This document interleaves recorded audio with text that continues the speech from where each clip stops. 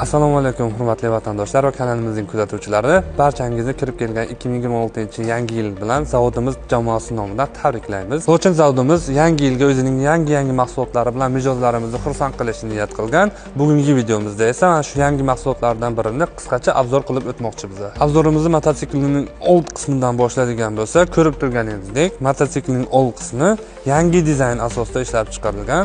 Mana lobovoyimizga brizgovik va dvorniklar o'rnatilgan.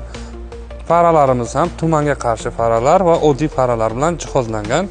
Yana bir yangiligimiz bu mototsiklimizga 1,5 tonnagacha bo'lgan yukni bemalol tortib olishga mo'ljallangan libyotka o'rnatilgan.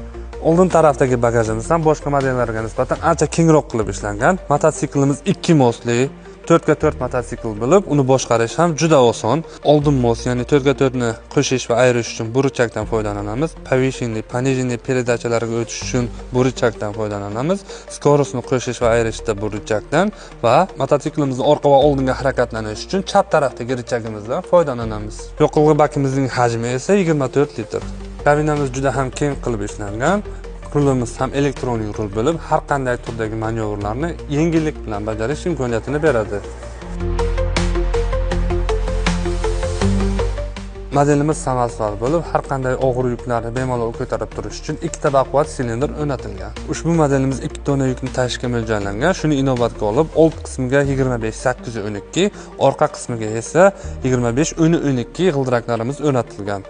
Bortimizning o'lchamlari esa 230 ga 140 bo'lib, balandligi esa 60 cm. Mototsiklimizga 18 ot kuchga ega bo'lgan 300 cm kubli motor o'rnatilgan.